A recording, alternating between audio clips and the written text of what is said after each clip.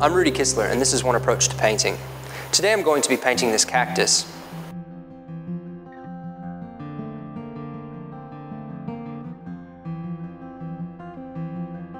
I'm going to prime it with a slight orange color, which is not included in the composition, so it'll just allow a tone and also allow a complementary just to play in with the colors that I apply on top. So I'm just going to mix a bit of magenta and yellow deep.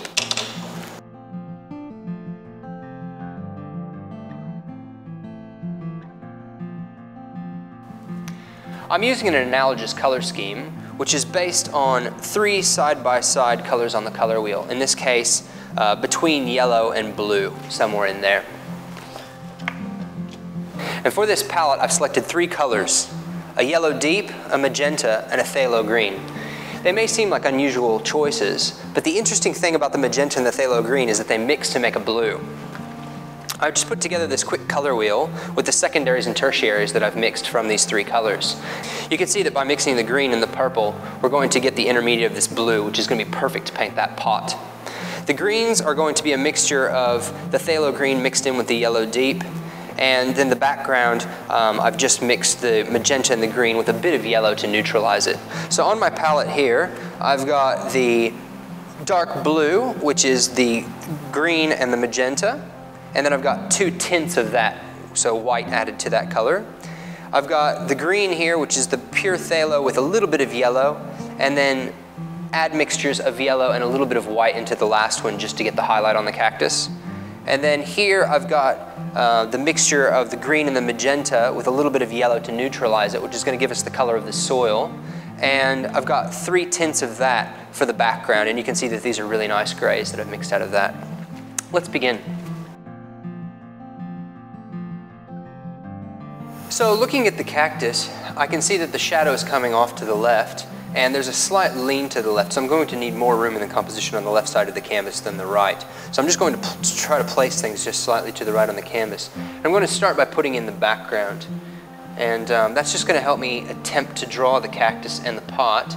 And if I make any mistakes, then when I go in to actually paint in the cactus and the pot later, I can move them where I need to be and then just adjust the background around. But this is just a nice first go to see if I can get the draftsmanship of the subject and the placement on the canvas. I'm just watering down this mid-tone gray, and I'm just going to start down where the pot is and see if I can find some of the edges. I don't have to draw in all the bumps on the cactus, but just the approximate number so that I make sure that I have the sense of scale.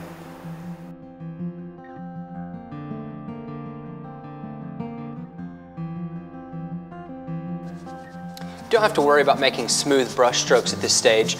The fractured, chaotic brush strokes that I'm putting in are going to lend a sense of scale to the piece. If the brush strokes are too smooth and long, it tends to reduce the size of the subject. And as I get down here,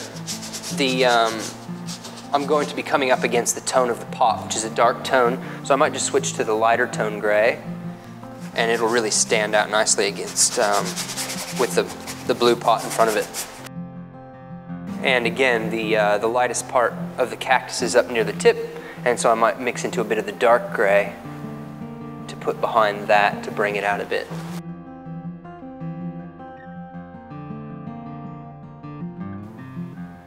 Now I'll take a brush and I'll go ahead and start with the pot and grab my darkest blue. I'm not going to be paying attention to the light on the pot just yet, but just the shape and the size.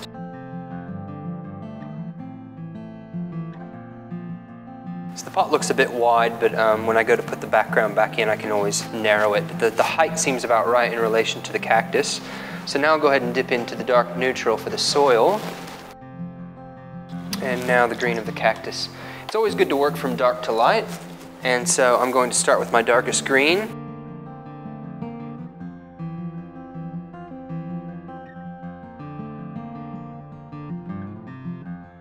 I'm putting on the green a bit more opaquely and in a thicker manner as well, just because the subject needs to stand out against the background. So it's okay if the background's a bit washy, it just helps it to be a bit more atmospheric. But I really want this cactus to look like it's solid. Now I might come back in and put the shadow side of the pot in, make it a bit thicker. And I'll add this mid-tone onto the lit side of the pot. There's a bit of a dark edge at the top, and I'll go ahead and put that in now. And because it's ceramic, it's got that kind of glossy look to it, so I'll use the wet into wet to try to get that. There's a bit of a highlight around the top, so I'll use the mid-tone for that as well. And here it's a bit darker. Go back into the dark blue.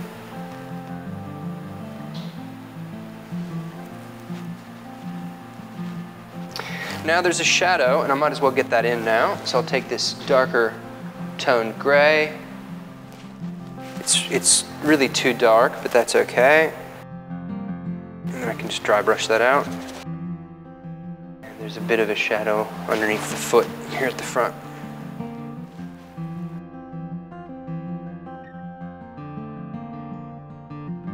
And now that we've found where we want to put the cactus, I'm going to go ahead and put in the background a bit more opaquely. So again, with this mid-tone gray to start with, and I'll just work my way around the form, trying to cover up any traces of the background. I'll need to come back in and put these lobes of the cactus in again to make them sit on top of the background.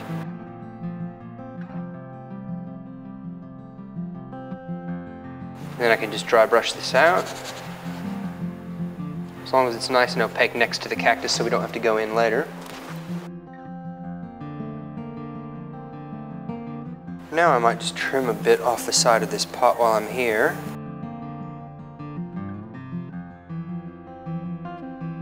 And I think I'm just going to take some of this darker and work down into it while it's still wet, just to get a bit of a gradient. And also a bit of the lighter in the foreground to bring it out a bit.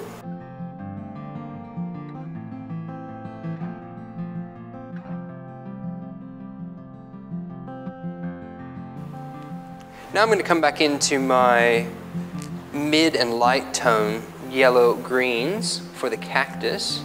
And the important thing to notice here on the cactus is that the internal spine that runs down it has both a shadowed side and a lit side. And it's our tendency to try to do both of those with a fine liner brush. But what I'm going to do is to use this dark green that's already on here as the shadow of the spine, and then simply paint the light around it. So I'm just going to mix into my slightly lighter green than what I used in the beginning, and start to go around the darkest areas and leave them. So the first thing I'm going to do is to try to put that spine in, just so I know where it is in space. It's just basically in the middle of the cactus, which makes it easy. I can't really see that tone, so I might just grab the next lightest one. Yellow deep is a very transparent color, so it's really hard to see when you're laying it on top of something dark.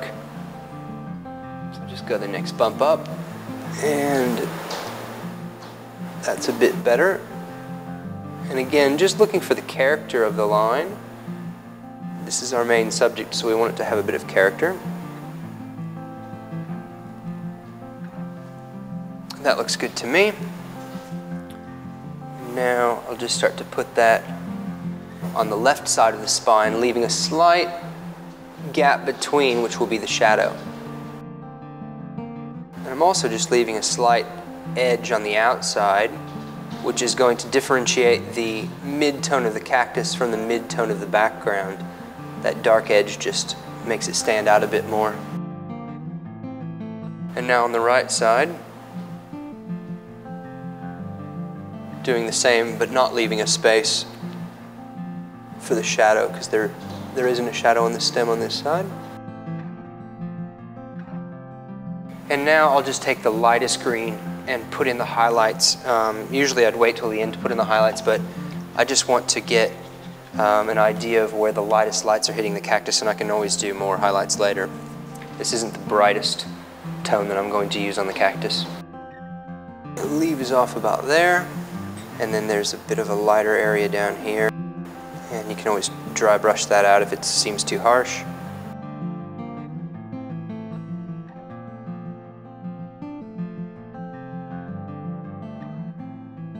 So now I'm going to go back into the background and just make the paint a bit more opaque as I begin to finish the painting. So again, starting at the top with the darker tone, and I've just slipped a little bit more magenta in to kind of warm up that gray, and the warmth of that is going to contrast nicely with the coolness of the cactus. And I just like to make my brush strokes go in different directions to catch the light in different ways, so that it doesn't just come from one source. The glare can tend to be quite distracting. And I'll come down a little bit farther than I need to, that way I can blend in the next tone, which is going to be the lighter tone.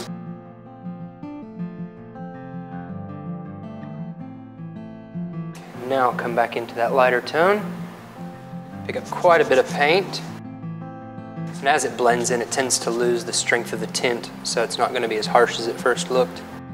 And this wet into wet technique just helps it to sit on the canvas a bit better and look a bit more atmospheric.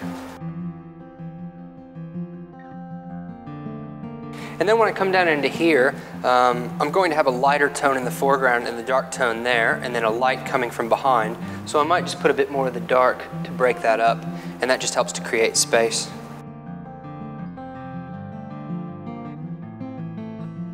And now some more light tone in the foreground.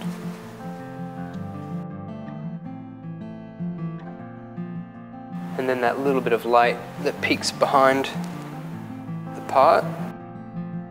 I'll just clean my brush, dry brush that. I like the slight angle that we're getting in the background, so I might increase that just by bringing the darks down here a little bit, and I'm just going to make it a bit darker as well.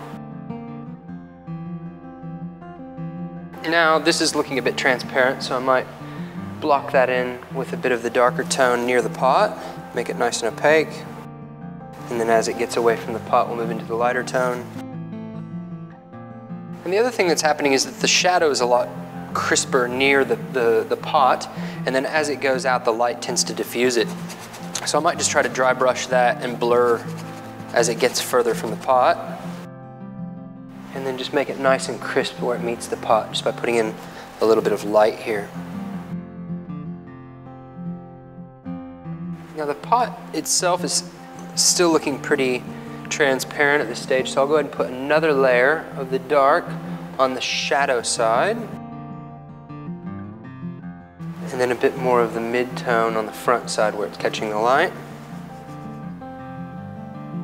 This isn't a lighter tone, it's just that when the acrylic dries it darkens slightly and you can see the difference. These are the same blue, but it's just darker where it's dried. And then I'll just mix a little bit of the darkest and the mid-tone for that slight reflection at the top of the pot. And again, working wet into wet allows me to blur that and make it look more like the ceramic shine. The dark edge on the front one, as I did before, just to make it more opaque. Carry that around the side as well.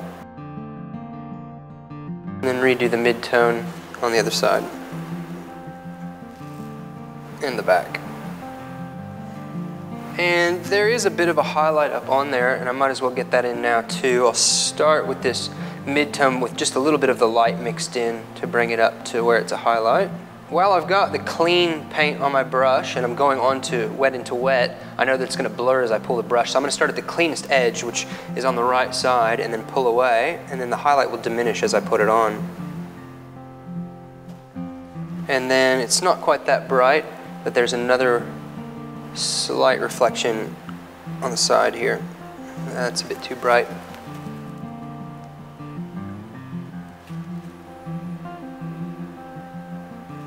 Now the soil isn't pitch black, so I want to work wet into wet on this, so I might reapply the really dark neutral that I had on there, and then grab some of this background neutral color, which is kind of the tone of the soil anyway, and just bring it in a little bit.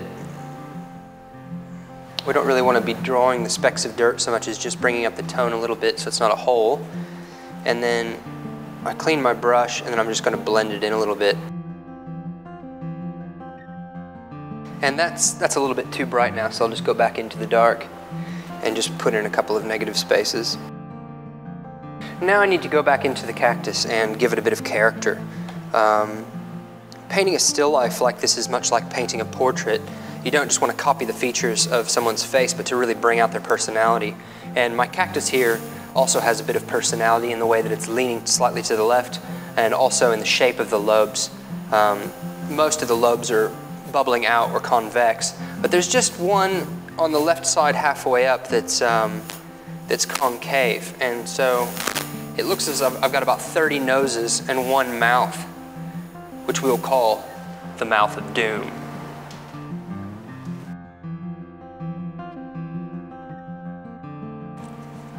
So when I go back to do those lobes, I'm just going to want to use the same tones that I used before, but I noticed that the greens on the canvas are slightly more of a blue-green, and on my cactus it's more of a yellow-green, almost an olivey. So I've added a little bit more magenta to each of my greens, and now I'm going to put that over the top, and hopefully that'll bring it back up to the color that it needs to be. So again, starting with the darkest green, and I'm going to redo the outline and the shadow on the stem. I'll just start with the stem first. And I'm just going to go nice and wide with this because I'm going to be painting over it. And then I'll use that same green to just do some of the outsides of these lobes, which are quite dark.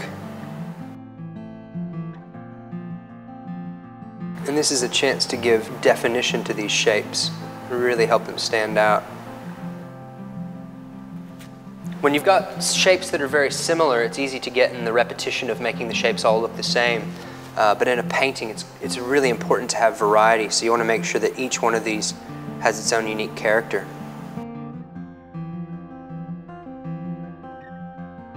They really stand out against the lighter tones in the background, which I like. And where it gets a bit ambiguous, I'll just have to bring out the lights to emphasize that. So now I'm going to go into a lighter version of the green. And since I put this magenta in, it's definitely a bit more olivey now, which is good. And again, I'll start with the stem, bring that in first. And now start to put it in wherever I see light hitting the cactus.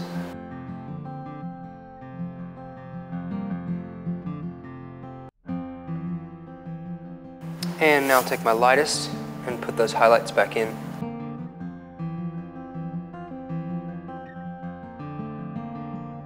That's really interesting, working the wet into wet, getting light tones right against dark tones. That high contrast really brings the eye in, so it's important to put it in areas that you think are important for the viewer to note. And I'm just noticing around the mouth of doom there that it's not quite dark enough, so I'm going to reach back into my dark green and try to make that a much more specific shape. There's a little bud which is just starting to grow a new arm for the cactus, so for me that's a little bit of personality that I'd like to include. While I'm into this dark green, just looking around and finding spots against the mid-tone where I can have an opportunity to bring it out. That's pretty good for the cactus for now, so now I might go back into the pot and see if I can just bring up some of those highlights a little bit more. I'm not using pure blue, so I can't really get the fully saturated, rich blueness that's in the pot, but I'll just have to use tone to help bring that out. So I might mix in the slightest little bit of yellow into this blue to see if that'll just give it a bit more color, rather than just adding white, which tends to kill color. I'll just put this around where the two combine, dry brush it out, and just fuzz this edge a bit. And I'll use the same color up on the rim. Might put them on the feet as well. And if I'm going to put that there, then I need to do something there, but this is too light. So I'll mix a bit of the dark blue into it and a bit more of that yellow. There's a bit of a harsh edge there where the dark meets the mid, so I might grab something that's in between and help make the transition.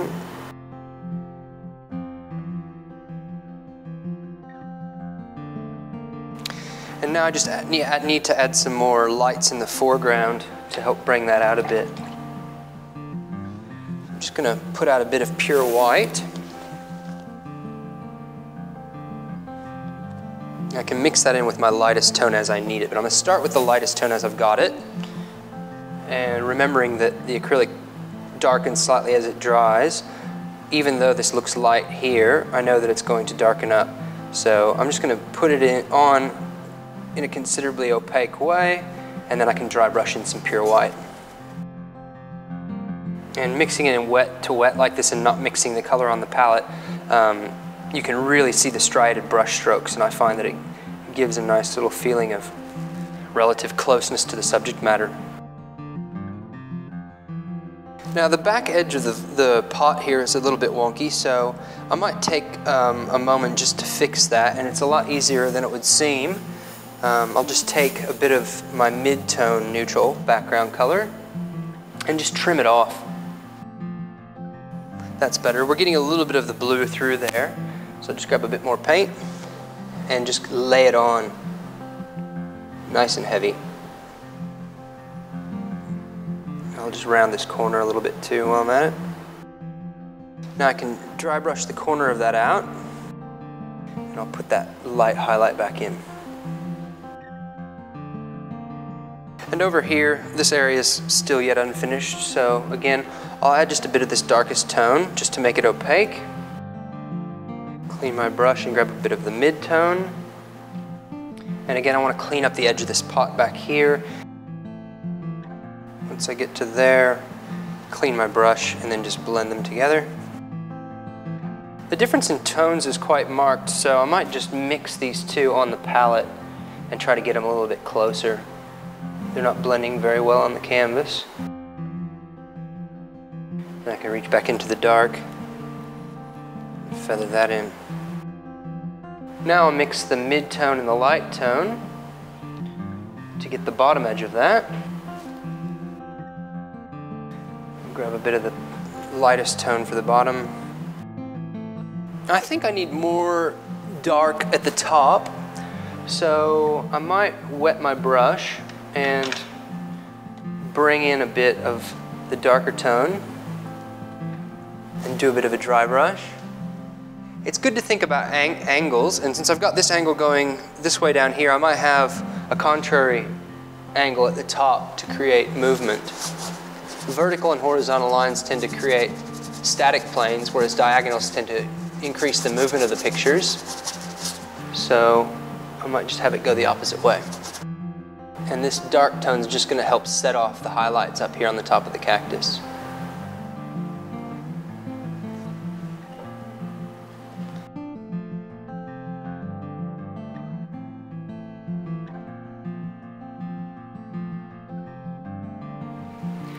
So a few of the things that I noticed when I stepped back and had a look at this, the overall tone of the cactus is just slightly too dark. I'd like to bring that up a little bit and possibly neutralize the green just a little bit. And then also the shadow is just a little bit too high and makes it look like we're looking at it from an angle that's too above. So I might just start off by taking this lightest tone and bringing that shadow down a little bit. Now I'm going to just jump and put my lightest light on the cactus so I know how far to bring it up. And I'm just going to mix a little bit of gray into it as well. Maybe a bit of this pure white. So that's the lightest highlight. And it looks quite light right now, but I know that I'm going to be bringing up the other colors, so I'm not too worried. Mix a little bit of gray in there. I'm just going along the edge and leaving dark on the left side so that when I get down here, I can clean my brush and just dry brush that so it provides gradient. And this is where I'll be able to really mark the thinness of the stem, the shadow on the stem, by bringing that line right up to it. You can see that the stem's a bit too thick right there, so that's a great opportunity to come back in with the mid-tone green and just thin it down a little bit.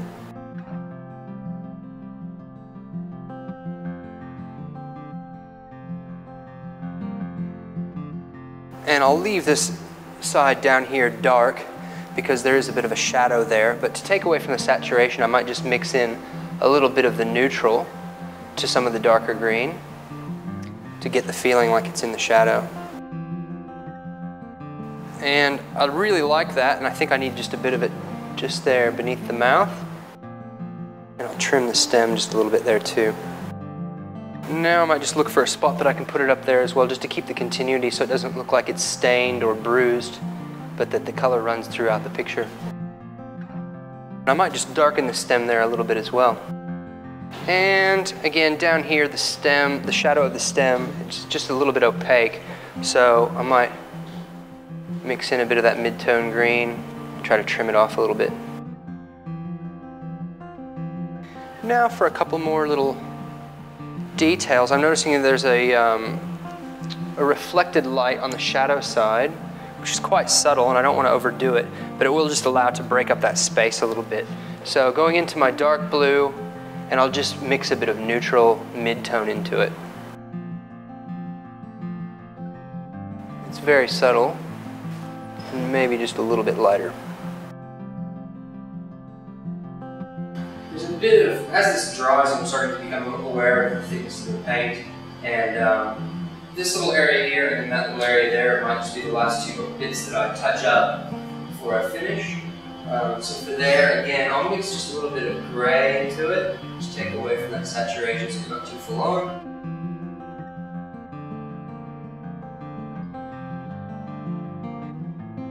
Dip back into the mid-tone gray, plug that in. And that's that. Thanks for watching. See you next time.